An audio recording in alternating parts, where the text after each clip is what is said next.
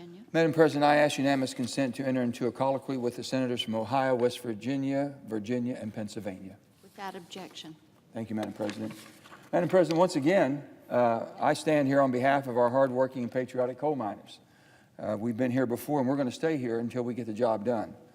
Right now, retired coal miners' health care pensions and black lung benefits are on the chopping block again. And once again, there are 1,200 new coal miners and dependents who will lose their health care coverage due to coal company bankruptcies. This could happen later this month if the court, as expected, allows Westmoreland to shed their Coal Act liabilities. This has happened time after time after time because of the bankruptcy laws, the inadequate bankruptcy laws to protect the hard men and women who do all the work. At the end of last year, Westmoreland indicated that they would provide 8 months of health care funding to the UMWA. But there was a condition. It was dependent upon the sale of certain mines for which they have received no qualified bids, according to documents filed in court. Our broken bankruptcy laws are about to let another coal company shirk their responsibilities and get out of paying for health care and pensions that the coal miners have earned and deserved. They've worked for this. They've negotiated. They're not asking for a handout. They're asking to get what they paid for, what they negotiated for, what they didn't take home to their families. We have to keep our promise that was signed into law in the Krug-Lewis Agreement. This goes back to 1946. 1946, the only one of its kind that makes sure that we protect our patriotic coal miners' health care and pensions. We have the chance today to pass my bill, along with my senators and my colleagues, which is the American Miners Act, that will ensure that none of these coal miners or their beneficiaries will lose their health care, pension, or black lung benefits. The American Miners Act uses the same funding mechanism that the Miners Protection Act did to protect retired miners' health care. It's the same funding mechanism Congress has used time and again to protect our miners' hard-earned hard-earned health care after our bankruptcy courts have ripped them away. This is not going to be a drain on the Treasury. It does not cost the taxpayers. We have pay-fors, and this will be taken care of as we've taken care of our health care benefits. And I'm asking you to keep the promise just the way we did when we passed the Miners Protection Act and saved the health care for 22,600 miners. We need to finish this job. Save the health care of these miners suffering from new bankruptcies. Protect the pensions of 87,000 miners nationwide to do it by passing the American Miners Act, which will also ensure the future of the Black Lung Trust Fund, a lifeline of growing numbers of miners with black lung. I don't know if you all understand the background, if you've heard about what has happened, but with the passage of the bills that we're working on, it cuts the black lung fund from $1.10 a ton down to 50 cents. You would think that if you were reducing it, we have found a cure, and there's less need for the money to save our coal miners and to heal them. That's contrary to what is happening. If anything, it's exasperating, and it's going quicker, faster, and younger people are getting this horrible disease than ever before. So what we're asking for on both sides of the aisle to join us here today to demonstrate our commitment to our promise. That's all it is. I'm asking the President of the United States, President Trump, please join in, Mr. President. I know you know the miners. I know you've spoken eloquently about the miners and your support for the miners. This is one way to truly support the miners. Make sure they get what they've worked for, what they've earned. What they've worked for and what they've earned. We've got to pay for it. It does not add to the debt of the nation one penny. Everything is ready to go. Please call Senator McConnell and tell him to put this on the agenda. You put it on the agenda, Mr. President. You have McConnell put it on, Senator McConnell put it on the amendment. Senator from Kentucky, who has an awful lot of coal miners in his state also. And I'll assure you we'll get it passed, and we'll do the job we should have done a long time ago for the people who have given everything they have and the families who have committed themselves patriotically to the energy this country has needed and has defended this country every step of the way. With that, I want to yield to my friend from Ohio, Senator Brown. Madam President, thank you, Senator Manchin. And we're joined by Senator Capito and Senator Warren. And I know, in spirit, a number of others. Senator Casey, I think, will be here in a few minutes. I joined them to remind this body. I mean, it's a constant reminder. We need to remind this body that more than 86,000 miners are on the verge of facing massive cuts to the pensions and the health care they earn. This body doesn't always remember what collective bargaining is all about. Collective bargaining is when union members sit down and give up wages today to have something for the future, to have health care and to have retirement in the future. 1,200 miners and their families, of those 86,000, 1,200 could lose their health care this month because of the Westmoreland and Mission Coal bankruptcies. The bankruptcy courts could allow these corporations to, quote, shed their liabilities, a fancy way of saying walk away from paying miners the pension and the health care benefits that they absolutely earned. Senator Manchin's working to fix this. I thank him for his efforts. I thank others in this body. We know the mine workers aren't alone. The retirement security of hundreds of thousands of Teamsters and iron workers and carpenters and bakery workers and so many others, retirees and workers, is at risk. We know this affects, in my state alone, 250 businesses, mostly small construction and transportation companies, 60,000 workers in my state alone. The health of communities, especially mine worker communities that are hurt like this, by this, because so many of them live in the same community. It'll hurt local stores and local businesses. Now, Congress is, as we know, Congress pretty much tried to ignore these workers and these retirees. Senator Manchin, I saw that day after day, week after week, but they fought back. We saw workers rally. They rallied in very hot weather on the Capitol lawn. They rallied in very cold weather in the Capitol lawn. They rallied, they called, they wrote letters. We've seen those camo UMWA T-shirts around the Capitol. Many of them are veterans. They fought for their country. We owe it to them to fight for them. We made progress in the Bipartisan Pensions Committee that Senator Manchin and I sat on, thanks to Senator Portman, also from my state, members of both parties who put in good work, months of good faith in this. I'm committed to these miners and workers. We won't give up. It's why I brought Rita Lewis as my guest to the State of the Union down the hall last week. Rita Lewis is the widow of Butch Lewis, the Teamster who died from a stroke, a heart attack, a couple of years ago, in large part, his family thinks, brought on by the pressure of fighting for his union, his Teamsters 100, his Teamsters 1 million around the country. It's about the dignity of work. When work has dignity, we honor the retirement security people earned. We honor the retirement security people earned. People in this town, as I said, don't always understand the collective bargaining process. People give up money today to earn those pensions. If you love your country, you fight for the people who make it work, people like these mine workers. Mention one more thing. That I want to turn it over to my colleague, my friend from West Virginia, Senator Capito. The reason this is such urgent, our miners' pension are in dire need. It goes first. They come to insolvency by 2022. What happens? We're one bankruptcy away, one bankruptcy from one coal company of this thing tumbling now in 2019. When it starts tumbling, then you have the central states will come right behind it. The PPGC becomes insolvent, and we've got serious problems. That's why we're working for this urgency, for this to be adopted and fixed now. With that, I want to go ahead and turn it over to my senator, my friend and my senator from colleague from West Virginia, Senator Capito. Thank you, Madam President. I'm really pleased to be here to join in the colloquy with my fellow senator, Senator Manchin, Senator Brown from Ohio, and Senator Warner from Virginia. This is important. This is really important. I could say I look around the room and it's important to us, but it's important even more granularly to some other folks who are right here watching what we're doing.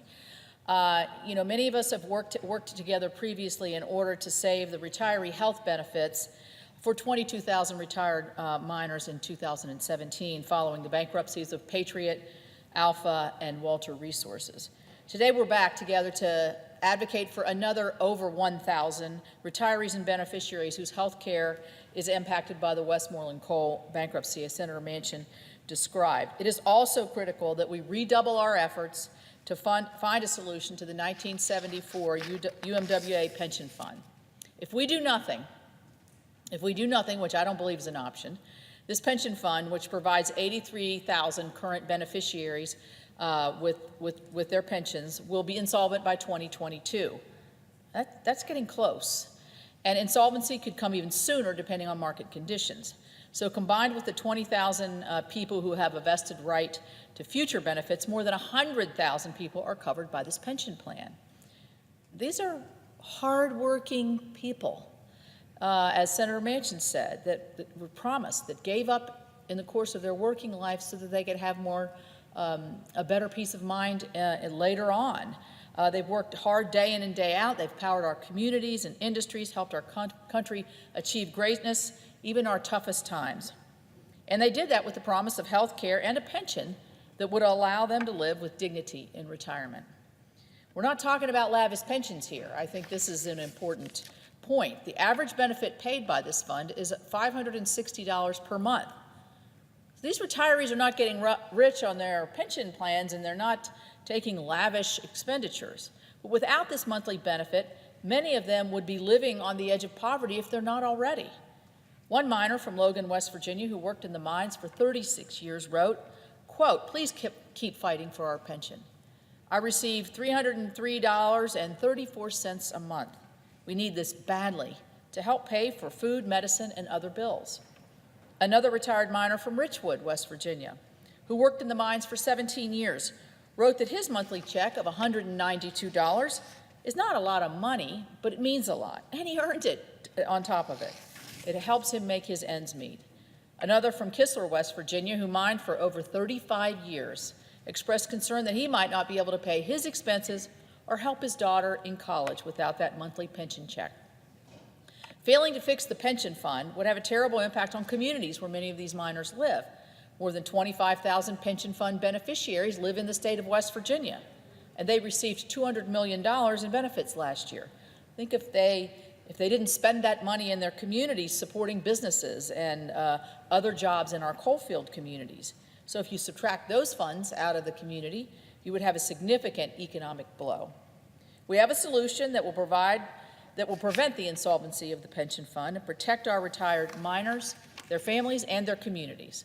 We should pass legislation that expands the use of the same transfer payments used to support retiree health care to make the pension fund solvent.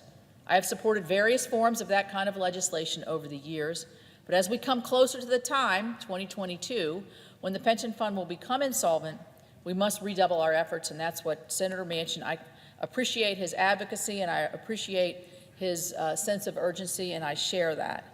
At the same time, our West Virginia representatives, along with representatives from the other states, ours, David McKinley, Alex Mooney, and Carol Miller, are leading a bipartisan effort in the House to fix this problem as well.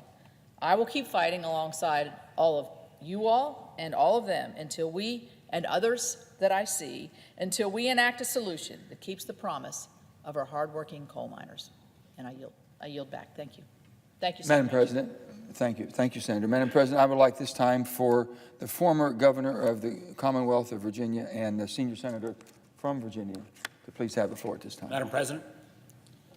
The senator from Virginia. First of all, Madam President, I want to thank my colleague from West Virginia, Senator Capito, for her comments. I know we're going to shortly hear from the Senator from Pennsylvania. We heard from the Senator from Ohio. And this is sometimes hard for me to say as a former governor of Virginia to a former governor of West Virginia.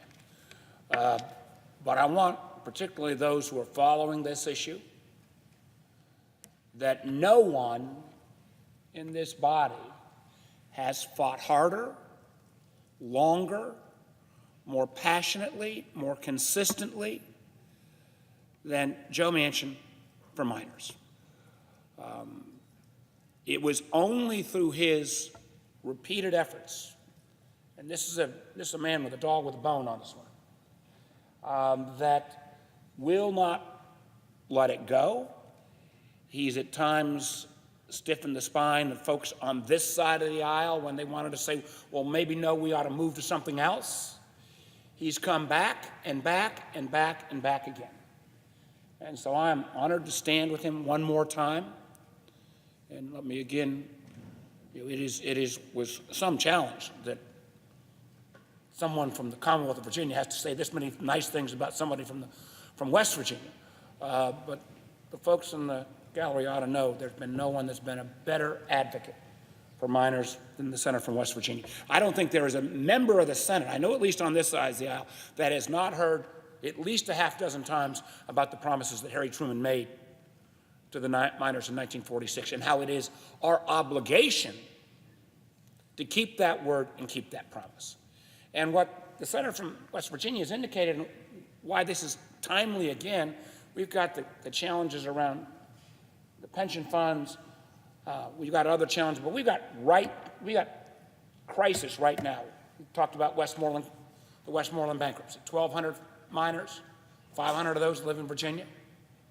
If we can't get a solution on this deal right now, on the American Miners Act, then a lot of those miners and their families are going to go without relief, because their day of reckoning is already upon us. So I want to echo what Senator from West Virginia said, to urge the majority leader, and for that matter, the minority leader, if there's a way, if we do the rational, sensible thing and not shut down the government on Friday, we ought to take advantage of making sure the American Miners Act is part of that provision.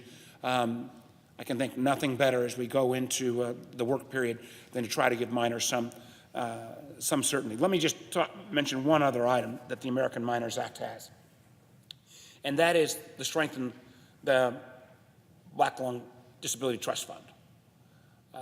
This is also an issue that if we don't get resolved, the amount of contributions that go into that trust fund drop in half. And I don't think many folks realize, and I think this is particularly the case in West Virginia and Southwest Virginia, black lung is still a real, enormous medical challenge. Matter of fact, we've now seen growth in large populations in my state, and I know in West Virginia as well, of advanced black lung cases called complicated black lung that has an even more devastating effect.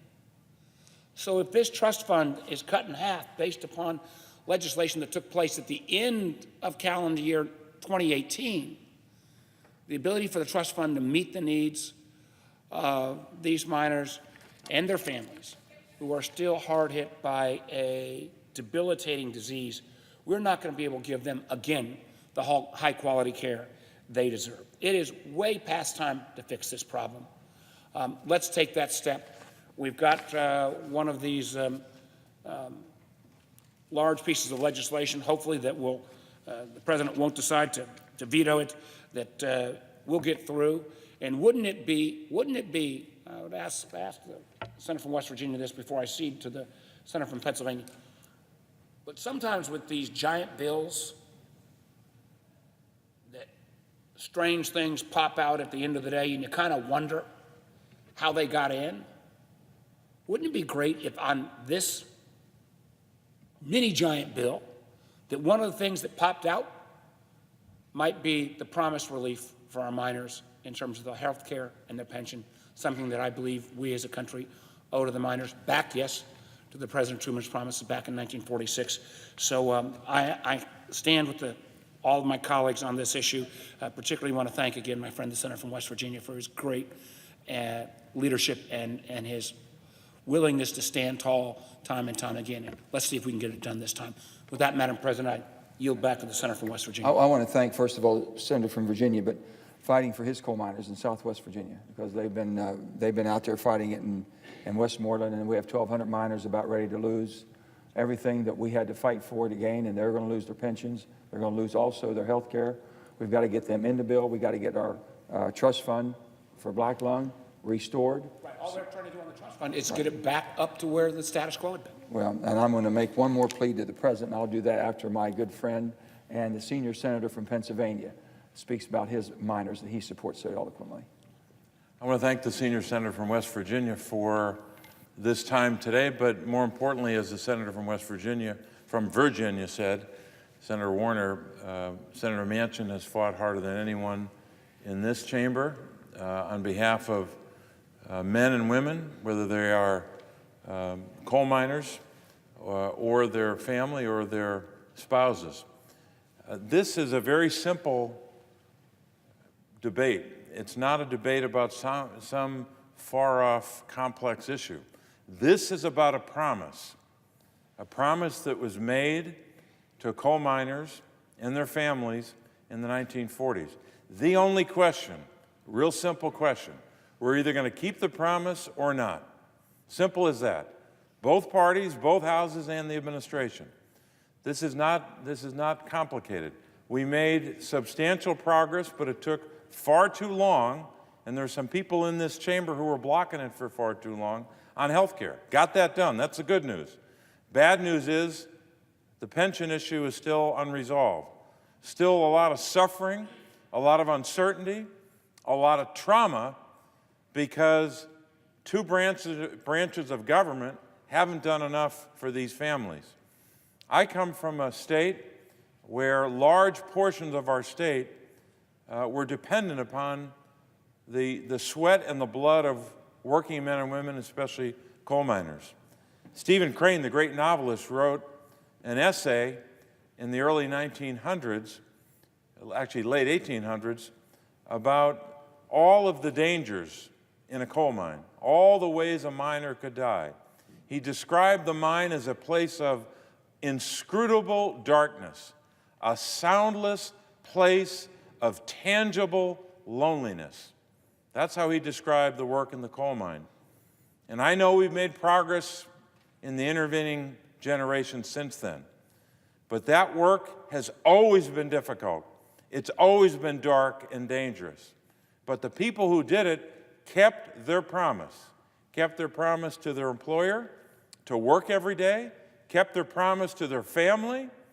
Many of them kept their promise to their country when they served in World War II or Korea or Vietnam or any conflict after that, even up to the present day, but especially those who were serving in those years. The only question is whether this government and all of us here, and both parties are on the hook here, whether we're going to keep our promise along with this administration and any future administration. It's as simple as that. So we've got some work to do here to make sure that that promise is fulfilled. These families, these miners, already kept their promise. They're done. This isn't something extra we're giving them. All we're doing is doing our part. So we're obligated here, and I'm grateful that the senior senator from West Virginia and others have worked together to make sure that this issue is front and center, even as we're dealing with a range of other issues. Madam President, I would yield the floor.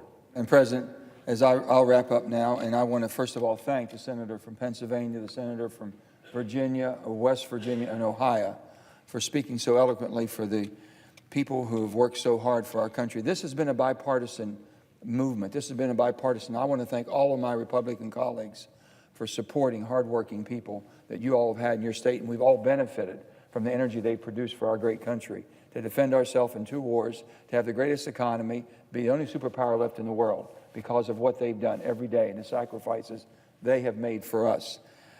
Mr. President, if you're watching, if you get a copy of this tape, I am pleading with you. I am pleading with you, Mr. President, on behalf of 87,000 retirees, please help us. One phone call from you to Majority Leader McConnell to support and adopt the American Miners Act of 2019, which is S-27, Senate Bill 27, S-27. Ask him to take this up immediately. We can put it on the bill that we're about ready to open, keep government open, or he can take up immediate action. But, Mr. President, you can make a difference. These are people that supported you, and I know you support them. And this is the way you can show it. They're only asking for what they've worked for. It does not cost the government 1 penny of debt, not the taxpayers 1 penny of debt. We have pay-fors. It's been bipartisan. It's come out of the Finance Committee in a bipartisan movement under the leadership of Senator Hatch at that time. I'm very grateful for that. And you'll see the miners going around. They make an effort almost every week faithfully to come here to put real faces, real people, real families that are involved and affected by our inaction. So we're asking for your help, Mr. President.